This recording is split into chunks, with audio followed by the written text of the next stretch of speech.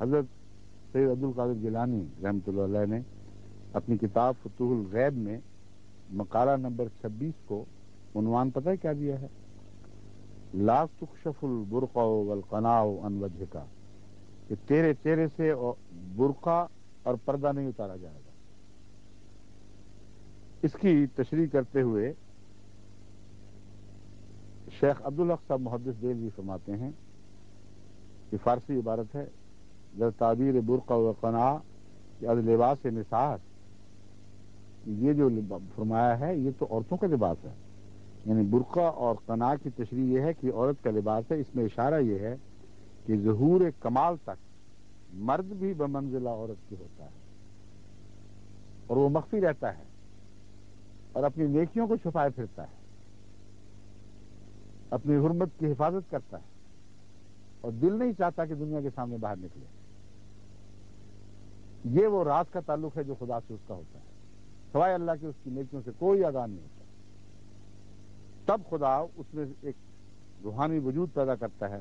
فرماتے ہیں جب وہ درجہ کمال کو پہنچ رہا ہے اس وقت اس کا مردانگی کا دعویٰ جب تک نہ پہنچے اس وقت اس کا مردانگی کا دعویٰ درست نہیں ہے۔ بس یہ ہے وہ مضمون جس جو مسیح موعود علیہ الصلوۃ والسلام کی طرف انہوں نے منسوب کیا، اور سب جھوٹ اور جھوٹ ہے۔ جہاں وہ نطفے والی بات بکواس کی گئی ہے وہاں مسیح موعود علیہ الصلوۃ والسلام فرماتے ہیں میری پیدائش اللہ کے پانی سے ہے، وَجَعَلْنَا مِنَ الْمَاءِ كُلَّ شَيْءٍ حَيٍّ، قرآن کی آیت ہے۔ فرماتے ہیں کہ میری روحانی زندگی بھی اسی پانی سے ہوئی ہے، تمہاری جسمانی زندگی ہوئی ہے اور دوسری تمہاری زندگی اگر گندگی سے ہے تو میں کیا کر سکتا ہوں، مگر میری تو دوسری زندگی بھی اللہ ہی کے پانی سے ہوئی ہے۔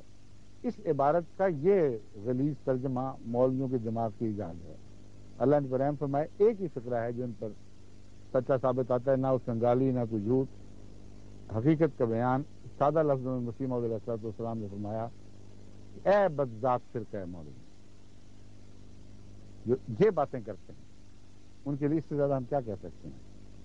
یہ بدذات فرقہ مولویاں ہے جو قرآن حدیث پاک لوگوں کی عبارتوں کو سب کو نظر انداز کر کے جس پر حملہ کرنا چاہتا ہے اس پر اندھا ہو کر حملہ کرتا ہے اور دیکھتا نہیں کہ اس سے کیا نتائج نکلیں گے۔ اللہ تعالیٰ ان لوگوں کو عقل دے اور سمجھتا فرمائے۔ السلام علیکم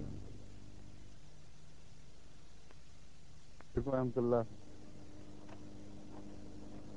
آگے ہیں آن دی ایئر، تھوڑا تاخیر سے آئے مگر خیر ہو گیا۔ اچھا جی، السلام علیکم سب کو میں السلام علیکم کہتا ہوں جو دیکھ رہے ہیں اور سن رہے ہیں۔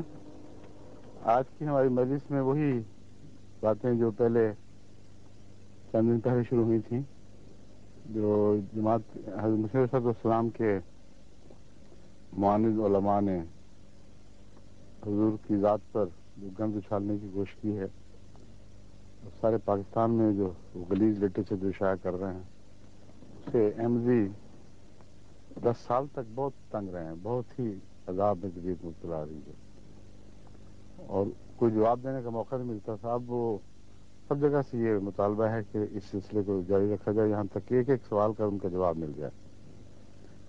تو وہ جو بحث چل رہی تھی پانی کے متعلق تھی شاید، یہ وہ تھا اشتہار جس کا اچھا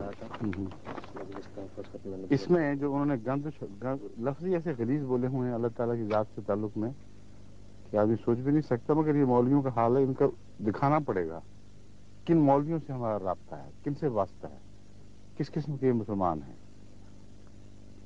خدا کا نسخہ ہوں نعوذ باللہ من ذالک، یہ مسیح السلام کی طرف منسوخ کیا کہ اللہ کو اپنے آپ کو نعوذ باللہ یہ کہا ہے۔ ایسا گندا دماغ ہے، حیران ہو جاتا ہے آدمی کہ ہیں کس چیز کے بارے میں، فشل ہی بنتی ہے۔ نارمل آدمی، عام آدمی کسی مذہب کا بھی اس کے دماغ میں یہ بات نہیں آ سکتی، اور پھر جرت کتنی ہے، بے دھڑک ہو کر خدا کے متعلق کی بات گند بولتے ہیں اور کوئی حیا نہیں، کوئی شرم نہیں۔ مگر بہرحال جو بھی ہے آگے بھی اسی قسم کی بکواس ہے، لیکن میں یہ کہنا چاہتا ہوں کہ اس نے تو صرف ایک ایک چھوٹا چھوٹا فکرہ بنایا ہے اپنی طرف سے، مثلا حقیقت وہی کا حوالہ دیا ہے یا اربعین کو، اس میں کوئی لفظ کا سوال ہی نہیں پیدا ہوتا، جھوٹ ہے۔ لیکن ایک اور مولوی ہے جس نے اس جھوٹ کو عبارتوں کو توڑ کر سچ ثابت کرنے کی کوشش کی ہے. وہ وہی گرگٹی مولوی جن کو میں کہتا ہوں، ان کو گرگٹ کا بڑا شوق ہے. ایک تو گرگٹ ان کے سر پہ سوار، اوپر سے یہ لفظ سوار ہو گیا. وہ جو ان کا پیسج تھا وہ آدمی پڑھ کے حیران ہو جاتا ہے کہ مولوی صاحب کے دماغ کو ہوا کیا ہے. یہ لفظ پیچھے ہی نہیں چھوڑ رہا، یہاں تک کہ سارے قرآن کا معنی بدلا دیتے ہیں تاکہ حضرت مسیح علیہ السلام کی طرف یہ الزام ثابت کیا جا سکے کہ اپنے آپ کو خدا کا نطفہ کہا. دوسرے کا مطلب سمجھتے ہیں آپ لوگ جو انگریزی جانتے ہیں، سیمینل فلوئڈ کو کہتے ہیں. تو کیا یہ رہے ہیں بدبخت کہ حضرت مسیح علیہ السلام نے اپنے آپ کو خدا تعالیٰ کا نعوذ باللہ. اب اس نے تو ایک حوالہ دے دیا جہاں کچھ نہیں ہے، لیکن یہ جو مولوی صاحب ہیں ان کو شوق ہے علمی طور پر باتیں ثابت کرنے کا. وہ نکالو ان کا.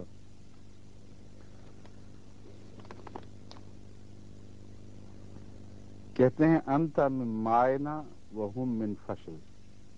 کہتے ہیں مرزا صاحب کو الہام ہوا کہ تو ہمارے پانی سے ہے اور دوسرے لوگ فشل سے ہیں.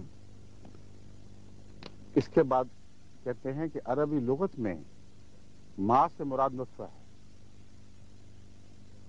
عربی لغت میں گویا صرف یہی لفظ معنی دیا گیا ہے اور کوئی معنی نہیں. اور پھر قرآن کریم کی تائیدی آیات چند پیش کر کے ثابت کر دیا کہ عربی لغت کو جب قرآن درست قرار دیتا ہے اسی لغت کو خود اختیار کرتا ہے تو قطعی طور پر ثابت ہو گیا کہ لغت بالکل ٹھیک کہہ رہی ہے. قرآن کریم میں جہاں چند جگہ ماں کا لفظ نطفے کے لیے استعمال ہوا ہے خاص سیاق و سباق میں، اور وہاں مضمون کو خوب کھولا گیا ہے، وہ آیات چنتے ہیں جو تعداد میں 4 ہیں کل. اور جو اس کے مقابل پر پانی کا لفظ خدا تعالیٰ کی روحانی خدا تعالیٰ کی طرف سے روحانی سیرابی کے لیے یا ویسے سیرابی کے لیے استعمال ہوا ہے، وہ 100 سے زائد دفعہ استعمال ہوا ہے. 159 مرتبہ. یہ صرف 59. اچھا دکھاؤ ذرا. مجھے تو یاد ہے بہت بکثرت آیا ہے قرآن کریم میں، لیکن دیکھ لیتا ہوں میں.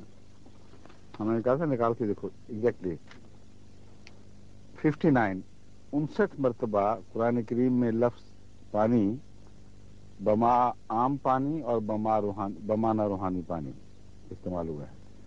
اب یہ مولوی صاحب یہ فرما رہے ہیں کہ یہ چیلنج کرتے ہیں، کہتے ہیں پانی ماں کا مطلب صرف نطفہ ہی ہے، اور اگر مرزا صاحب اس کے سوا کوئی اور معنی لیتے ہیں تو ان کو عربی نہیں آتی.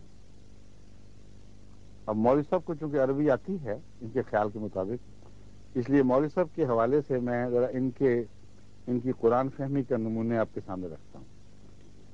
یہ اگر ترجمہ قرآن شائع کریں اور الحمدللہ کہ نہیں کیا تو اس ترجمے میں کیا باتیں لکھی ہوتی ہیں.